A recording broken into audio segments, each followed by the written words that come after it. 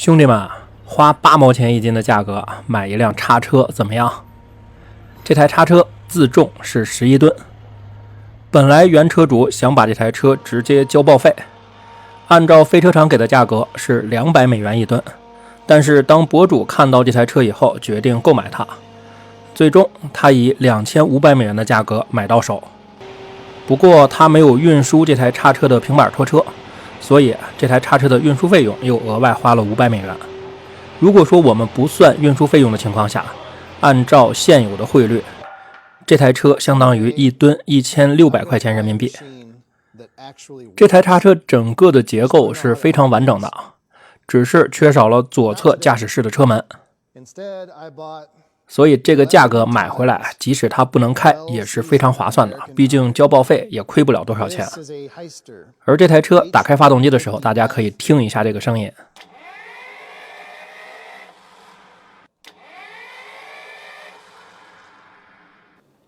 里面出现了非常明显的杂音，感觉像是曲轴方面出现了很严重的问题，所以很有可能需要更换发动机。而现在呢，博主正在看整个车辆的结构。从这个外观上来看呢，他说他之前接触过这类的叉车，感觉机器像是英国造的发动机，但是这个表呢显示的工作时长是2万多个小时，这个表像是卡特彼勒的，所以这个表很有可能是后装的，因为根据他对于底板包括这些踏板的检查，感觉这辆叉车的工作时间应该没有2万多个小时。现在呢，他拆解一下发动机舱，看看里面到底是什么样的问题。他之前曾经接触过这类的发动机，但是他那一次的维修也并不顺利，因为这台发动机按照他所说的英国产的，而且时间很早，所以他没有办法去找齐一些配件，所以最终呢，只能是选择换发动机。而对于这台车就需要好好检查一下了。现在呢是分离了传动轴，这个操作主要是因为需要把变速箱抬下来。像抬变速箱这个操作呢，它是选择在叉车本体上直接加个横杠，这样呢，在松掉螺栓以后，变速箱也不会向下砸，不会脱落。像咱们的小汽车抬一次变速箱的价格呢，也基本上要在300块钱到500块钱左右。有一些修车的大佬，他可以一个人把这个变速箱给扛下来，但是这种呢，也绝大多数都是一些小车。但是如果你没有这方面的经验，我建议你还是不要贸然的去搞这些操作，非常的危险。现在呢是往后跟发动机之间分离出一定的空间，其实在分离开以后，他就发现了问题。我不知道有多少朋友看到现在这个场景了。按照正常来说，在拆变速箱的时候，变速箱往后拔，飞轮和离合器应该是和发动机连在一起的。而你看看现在这个情况，大家来看看啊，他们把这个东西先提上来，很重。因为现在这个情况是飞轮和离合器相当于从发动机上面直接脱落了。有经验的朋友是不是知道好像是发生了什么了？这台发动机飞轮居然脱落了。像这种脱落的原因呢，肯定是螺栓断裂啊。不过螺栓断裂这种情况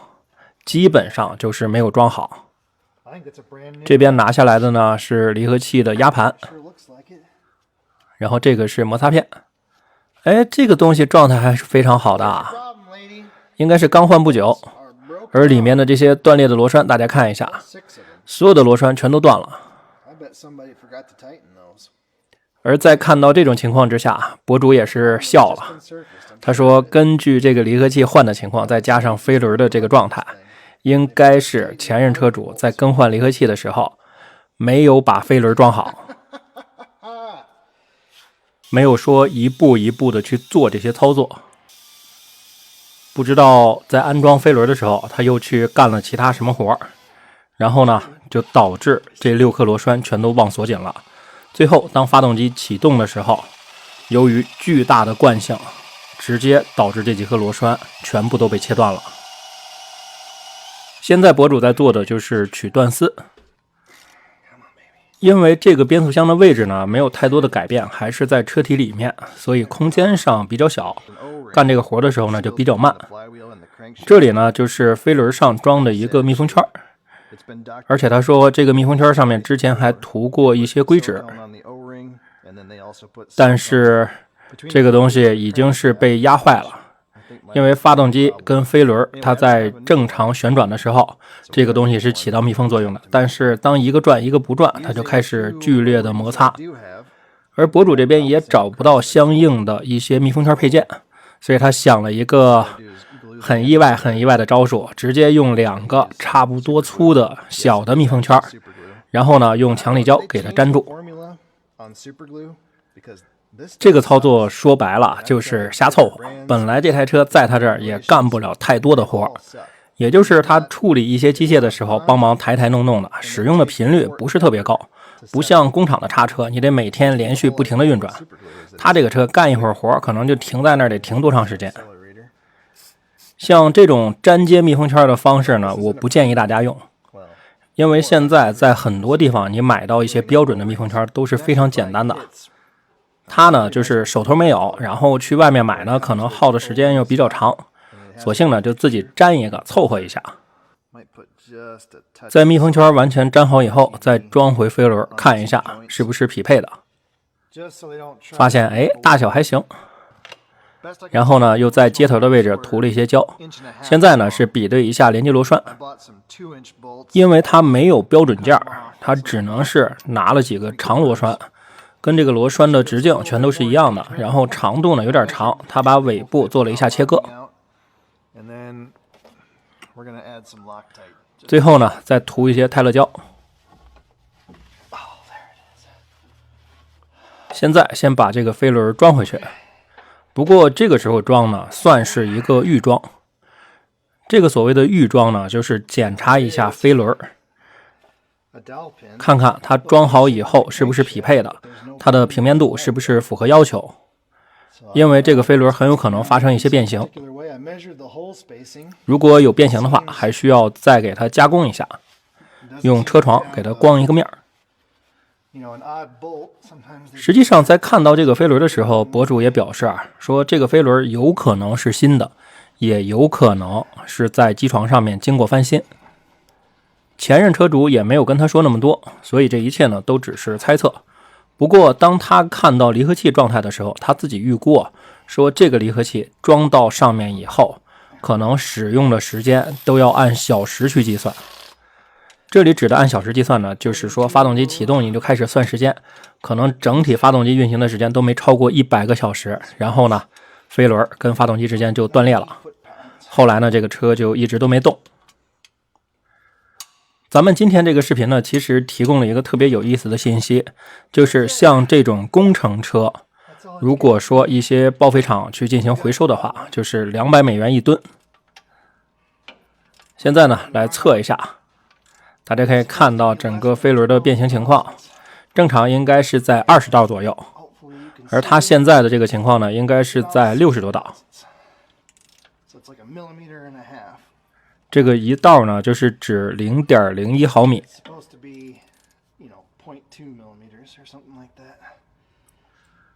对于飞轮检查的这个操作，咱们在其他的一些视频中看到的是非常少的，这是一个很少见的操作。现在呢使用车床进行加工，这个加工的过程其实非常的薄，不用担心会不会破坏飞轮的寿命，而且在加工完以后也可以使用百分表再次去测量一下。在加工完以后呢，博主又发现之前装的那个密封圈不行，所以呢还是得买新密封圈，自己粘的那个东西就是瞎凑合。你看看这个东西已经又断了，根本就没法用。但是他买密封圈的时候比较坑啊，这个东西不单卖，他一买呢就是一包，这一包是50根。按照他所说的，这一根的成本大概是$0.28。而且这个密封圈也就是他测量了一下密封槽的位置，看看那个直径是多少，说跟原厂一样不一样，这个不清楚。在所有的螺栓都锁紧之后，又打了一下力矩，然后呢，再用百分表来测量一下。大家可以看到指针的摆动，虽然说数字不清晰，但是感觉这次的摆动也就是在10道左右。像现在这种情况呢，就可以选择直接去安装离合器了。这台车真的可以说纯纯的捡漏，毕竟它是按照一个比废铁价值略高的一个价格拿回来的。按照之前的想法，他觉得可能发动机的曲轴方面有问题，我可能后续呢再找一个拆车的发动机弄上，因为这台发动机的配件太难找了。所以呢，只能是考虑换新或者是换个翻新机。在这里呢，也希望喜欢这个视频的朋友能够帮忙多点点赞，多评论一下，点赞、评论、关注、收藏，然后呢，能投币的同志们呢，再投几个硬币。这边是装好离合器压盘，这个操作呢，也需要把所有的螺栓全都锁紧。如果说你不知道标准的扭矩，其实做法很简单，就是大力出奇迹，使劲的拧。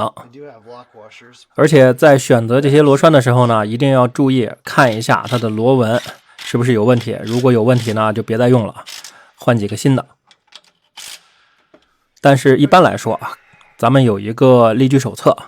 你大概呢根据螺栓的型号、大小，可以有一个力矩范围。按照这个力矩范围呢，基本上不会出错。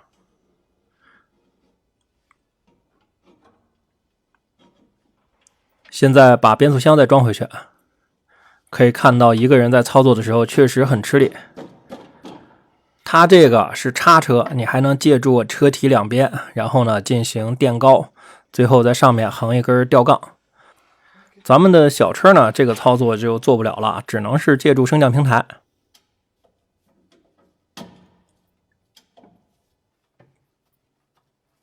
最后呢，再锁紧发动机和变速箱的连接螺栓。后面呢，就是开始准备试车。大家也看一下这台车这回能不能顺利的启动。